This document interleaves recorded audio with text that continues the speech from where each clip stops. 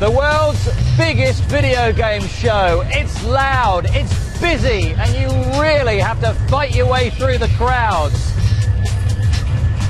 This'll do.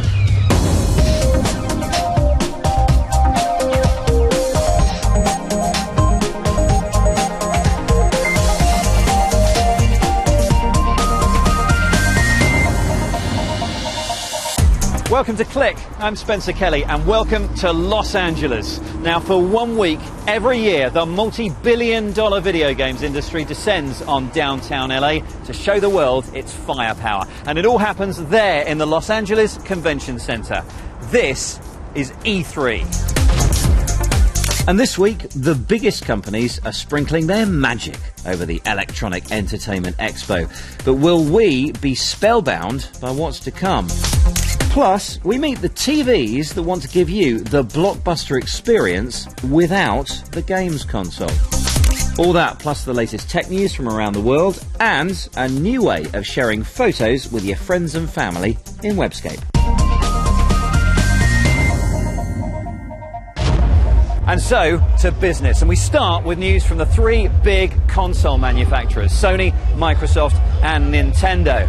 Now, these three have been locked in a battle royale for the past few years, but while Sony's PS3 and Microsoft's Xbox 360 have proved popular with hardcore gamers, it's been the Nintendo Wii which has become the best-selling console of the current generation. But while these three prepare for a trip to Boot Hill, another showdown is fast approaching.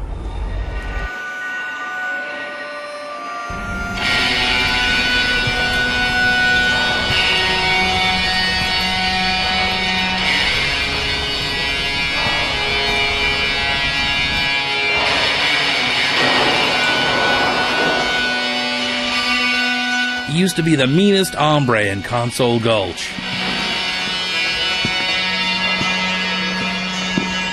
He dominated this town for 2 generations.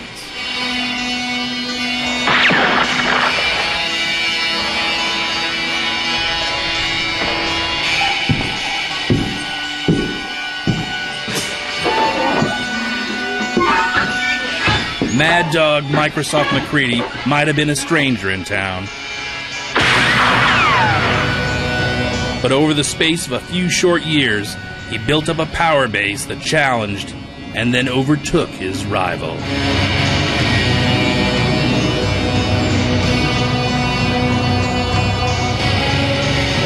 Now both have consoles, with the Xbox 360 and the PS3 that are getting long in the tooth. But who will draw first?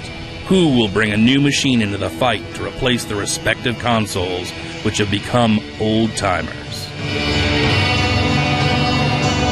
It's me, Mario!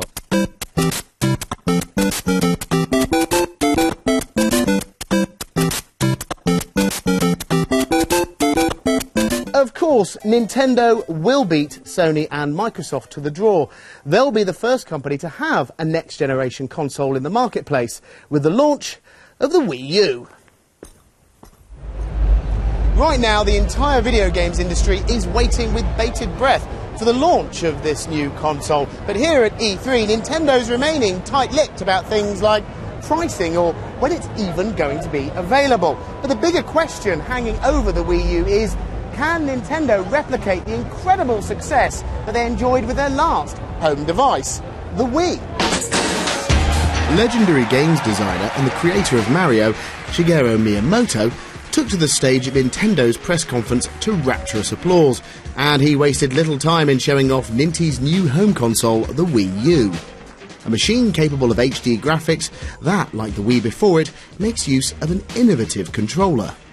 We've added a new control pad which has a built-in TV screen so that people, when they're playing a game on the TV set, will experience one part of a game, whilst the person with the control pad that's got the built-in screen can have a totally different experience.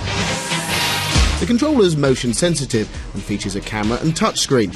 Almost in passing, Nintendo mentioned multimedia capabilities, such as movie and video streaming via services such as Netflix and YouTube. But Nintendo's real focus was on games. Titles such as Batman Arkham City showcased the touch controller, and of course, the portly plumber Mario made an appearance in a new iteration of Super Mario Bros.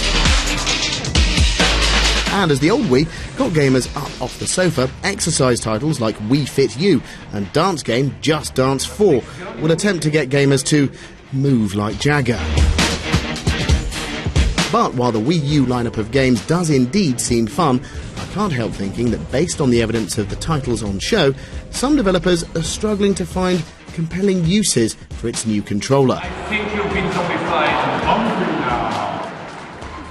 With the Wii U waiting in the wings, rivals Microsoft and Sony have opted to wring the last drops of life from their platforms, the PS3 and the Xbox 360. And even though there are huge amounts of new games being launched for both consoles here at E3, both manufacturers have been forced to bring something new to the party.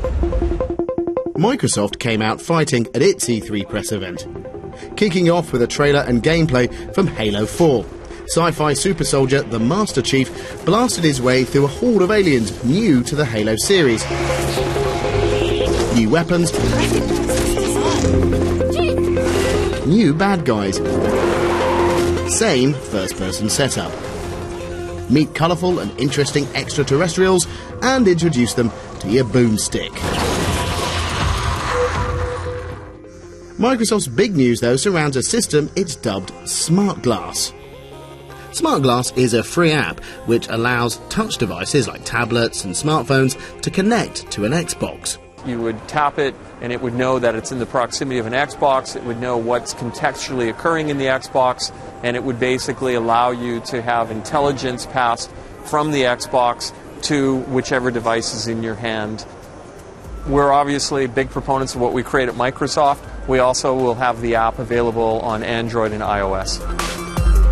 Microsoft also announced that the 360 will finally support a web browser, and phones or tabs can be used to interface with that browser. For months now, rumours have been circulating surrounding Microsoft's development of a new Xbox. Microsoft themselves were reticent to be drawn into a next-generation discussion. Well, look, here, let's talk about what's going on in this generation. So Xbox has been able to be the #1 selling console globally this past year, and our business has generated about $40 billion in sales. But no news yet on what might happen. No, this show is all about Xbox 360. And it seems Sony's dipping its toe in the cross-platform connectivity pond, with games such as PlayStation All-Stars Battle Royale, which allow players to engage in an all-out brawl using their PlayStation Vita handheld and the PS3. Sony's biggest news was reserved for what is essentially augmented reality software. What if a book could come to life? Sony's dubbed this system Wonderbook. It works by placing a special book in front of a PlayStation Eye camera. This unlocks interactive augmented reality content. While AR isn't exactly groundbreaking technology, Sony have signed up at least one big-name author who might have just a couple of fans out there. J.K. Rowling. Unsurprisingly, the Harry Potter author has collaborated on a Hogwarts-themed title, Book of Spells. Solid games and solid ideas from Sony, but not the most inspiring of E3 shows. And, to add insult to injury, Sony wouldn't be drawn on its plans for the next generation either. We look to launch new platforms on a couple of different fronts. One is when we know that we have the technology, the experience that fully justifies our asking consumers to invest again in something new. For us, we have a roadmap. We look at all of the trends that we see in gaming, whether it's from interfaces, how people interact with devices, how they want to carry play with them, and we make our best decisions around when to take that next great step. So for now, Nintendo remains the only major player to show off a new console. With heavy hints of new hardware from Sony and Microsoft arriving next year, perhaps E3 2013 will offer up a real showdown. Mark Cieslak with the big announcements from this year's E3. Back to the show floor in a second, but first a look at some of the other big tech news stories making waves around the world. It's been a tough week for business networking site LinkedIn. After being forced to update its mobile app amid privacy concerns, the site's now urging its members to update their security after a hacker posted 6 million LinkedIn passwords on a Russian web forum. 1.5 million users of the dating website eHarmony also fell victim to the same hacker. If you wish someone or something would actually listen to you, this Login ID app by voice recognition experts Nuance will soon let users unlock their mobile devices by just talking to it. The company says each person's unique voice print could eventually remove the need for passwords completely and could even activate personalised settings on shared devices like tablets. Researchers at the University of Exeter in Devon have created what they claim to be the most transparent, lightweight and flexible material capable of conducting electricity. The Graph Exeter material is so thin it's invisible to the naked eye and could be used to make touch screens. With phones this thin, we'll only find them if someone rings us. Well, there's plenty of wacky stuff on the E3 show floor, I have to say. For example, take a look at this. How they drive this thing with two massive LCD screens in the way, I'll never know. Anyway, we've got some stuff now that we thought you absolutely have to see. In a moment, Richard Taylor, but first, Dan Simmons with something flashy. Not as flashy as your motor, though, Spen. What we have here is a colourful keyboard from Games Guru's Alienware. We've seen these before. Different parts of the keyboard either flash or change colour depending on what you're doing, usually more mundane tasks like email or listening to your MP3 player. But now they've hooked it up to some games, so it changes depending on what's going on in the game. Let me show you. Leonard here is playing a game called Bust and Rush, and when he hits some of these blue orbs and picks up some extra points, the keyboard flashes blue. When he hits the red ones which take life away, the keyboard flashes red. The colour sequences can be used in different games for different things. 36 titles are on board, so you might see something for power-ups or a general health level indicator, or it could just change depending on the colour of the screen to give a more immersive gaming experience. Gimmick? Probably. Now E3 is majoring as ever on console gaming, but it's worth remembering that smartphone and tablet gaming is also now fast becoming big business. Bearing testament to that, we're now seeing peripherals like this appear. It looks like a regular Xbox 360 controller, and it's communicating via Bluetooth to this Android device. Now I have to say, it's very responsive. It's already compatible with hundreds of games, and at around $50, this kind of device really has the potential to take mobile gaming stratospheric. Well, here are some mobile games which have already gone stratospheric, in Japan at least. In fact, these things are so popular, they have their own social network that's built around them. Now, that network is called Gree, and if you haven't heard of it yet, that's because it's only just starting to bust out of Japan and hit the rest of the world. The idea is that within the games, you can chat to your friends, you can compete with them, you can buy power-ups and add-ons as well as playing the games for free. Now, Gree is massive in Japan. It has 30 million users, bigger than Facebook, and it's only on mobile. And to give you an idea of just how profitable it is, this game, which is called Doryland, it's just a simple card game, makes the company $20 million a month. Mark Zuckerberg, you're looking for a way to monetize mobile? Take note. You know, Sonic the Hedgehog here reminds me of a different era in gaming, one where you would buy your games on disc or cartridge, or if you're old enough, cassette. But one of the good things about having your games on, for example, tape, is that you could take them around to your friend's house and play them on his machine instead. And when you were bored with a game, you could sell it or swap it for something new. Today, sharing Sonic with your mates, or pretty much any game for that matter, is a lot easier. All you need is a live internet connection. But each of you has to own your own copy of the game. And also, when you get fed up with the thing, well, the second-hand market's started to become a thing of the past too. Familiar high street names that relied on not only new titles but also the resale and renting of games have taken a big hit over the past year.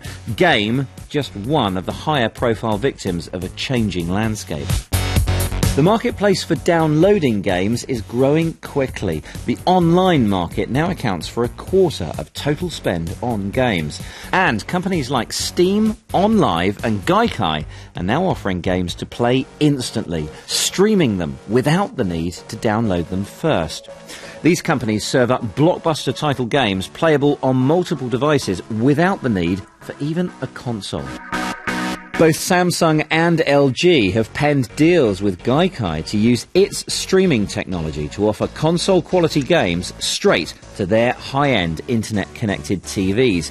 You just need to buy the controller. The Samsung service starts next month. I think what frustrates me the most when I turn on a digital TV is seeing Netflix icons and Pandoras and things like that, and knowing the best of those industries are being presented, the best movies, the best music, but not the best video games. And so our simple goal has been, can we get these really big digital TV companies to put the best that the video game industry can deliver right beside the best movies and the best music, because then I think that the game industry truly gets its chance to compete. Much like the movie industry, top developers are still reluctant to release their latest blockbusters to stream from the day of release. Many are still wary of cannibalising a lucrative physical disc market. But they are starting to recognise that online or live gaming opens up some unique advantages. You can get the game immediately. You don't have to get on your bike or drive down to the shop. You can just download it straight into your machine. It also allows us to have a relationship with you directly. We know who you are, we know what you like, we can see what you're doing in the game and actually tailor the game so it's better for you. It allows us to also give you games across more platforms. Gamers today are playing games on their smartphones, at work on their PC. They're also going home at night and in the living room putting it on the big screen TV off the console. I think the touch paper was just lit at this E3, so I really think you're going to see the curve hit now for cloud gaming, because we've managed to make the breakthroughs. We've got like nearly 40 publishers behind us now, and we have the biggest companies in the world actually putting ink on paper. And so for me, this is the moment for cloud gaming. So no, we're not sort of rushing to sell a company at all. But perhaps the biggest sign that the end of discs isn't quite in sight yet was Sony's announcement that its next console, the PlayStation 4, will still sport an optical drive when we hopefully get a glimpse of it at next year's E3. Giancarlo Varanini is a senior editor at GameSpot. Giancarlo, welcome to Click. So, big announcement from Sony. It's already said the next generation of the PlayStation will still have a slot for a physical disc. It's hedging its bets there. It obviously doesn't think the world is ready for pure online gaming. Yeah, exactly. It's really trying to get the best of both worlds. They know that the trend is digital only and that streaming is a part of that trend. But they also know that the market as a whole is mostly still focused on physical media. There's still so many people who go to game stores to actually go and pick up copies that is too valuable to really let go. And on top of that, online penetration isn't as high as they would like it. I mean, it's a little too much of a risk right now to go into areas that just broadband isn't there for them. I mean, they lose that market almost instantly if they go to digital media only. So to kind of keep the physical media still an aspect of that system is really, really important for them. Now, assuming that eventually we will move to digital delivery for games, do we have to assume that retail stores and indeed the second-hand market are both finished? Well, it's funny because here in the United States, especially with its major retailer GameStop, we're actually already seeing them take steps, just make preemptive steps towards fighting a digital-only future. And one of those things that they're doing is actually making sure that you can buy that digital content in their stores. So, which it may sound a little bit silly at first, but it's actually important because a lot of people don't know that they can download new content for their games. In fact, people, when they go into these stores, they're actually often surprised that, hey, there's this whole new level you can download, there's this new costume that you can download for your characters. So it's really still a valuable tool that these physical retail establishments can tell their customers about this content. Now, when we first discussed the streaming of video games a few years ago, I did ask the question, as a lot of people did, really, even over a fast internet connection, you're going to get lag, you're going to get delay, you won't be able to play the really high-powered games. Surely that's still going to be the case. A game on a games console in your room is always going to be faster to respond than something online. Exactly. People aren't completely sold on the concept, and part of the reason is because, especially with competitive gaming becoming such a stronger thing, you really need that split-second reaction time available at your fingertips. There always is going to be a little bit of a delay with streaming games just because of the nature of the technology right now. So are we looking at simpler games when we're talking about streaming games? Something that doesn't need such Something a high that reaction doesn't really speed? need, right, but first-person shooters and things like that, you know, those guys, they need that reaction time. But the stuff that's a little bit simpler, a little bit slower paced, the puzzle games of the world, that sort of thing, those are perfectly suited for that kind of service. Okay, Giancarlo, thank you very much for your time. Your thoughts on this are very welcome. Email click@bbc.co.uk or tweet us at bbcclick. Okay, next up it's Kate Russell with a few tips on sensible photo sharing. Here comes Webscape. If you want to give someone something digital, like a photo or clipping from the web, all you need is minus.com. This drag-and-drop file transfer tool adds a social twist to sharing things like photos and videos, allowing you to build a network of friends and invite them to view collections you've uploaded, and just download the ones that they want to keep. You get 50 GB of free space when you sign up, with new posts, likes and comments delivered into a news feed for you to catch up with. This is more of a social stash box where people can dip in for what they want.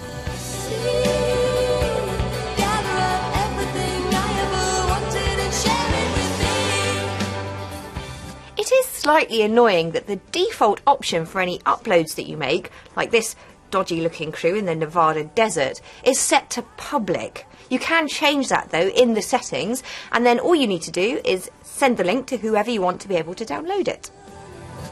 Head to the toolbox to soup up the app as soon as you land. There's some really nice stuff in there, including a bookmarklet and browser plugins to make capturing information from the web or taking a screenshot very simple. The modest selection of mobile apps is made up for a little by seeing an Ubuntu option for the desktop version.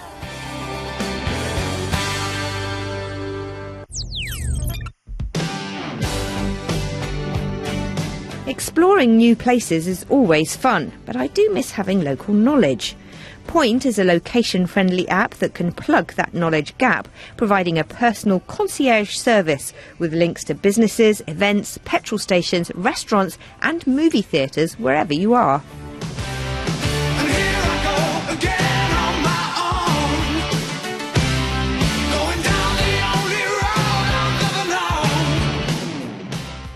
There are lots of apps out there that do this kind of thing, but why Poynt caught my eye particularly was for the intuitive interface and also the movie section, which lets you see what's on locally, watch a trailer, and you can even set a reminder in your phone's calendar so you know when it's time to leave. Oh, talking of which, that's my showing. Add to that the fact that this app is free across all the main smartphone platforms, and I think it's a pretty good addition to my travel apps collection.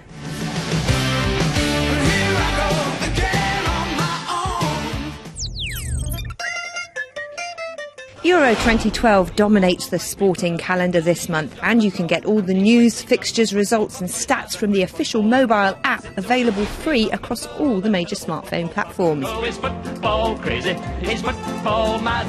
If you just want to know when the next match is on, Thuse is a free app for iPhone, Android and Google TV that keeps tabs on all the latest sporting events, alerting you when it's time to tune in. And while you're waiting for kick-off, have a kick about yourself with Goal's Euro 2012 edition, a free game for iOS. And Android users can get stuck in with the latest release of Real Football with updated player database and a new European Championship Teams mode. Here's on the wing, Kate Russell. And that is it from E3 for this year. That is not all, however, from Los Angeles. Next week, Click is back in LA to check out some of the other big tech stories here in California. In the meantime, you can follow us on our website at bbc.co.uk/click, and you can follow our behind-the-scenes antics on Twitter at @BBCClick. Thank you very much for watching, and we will see you next time.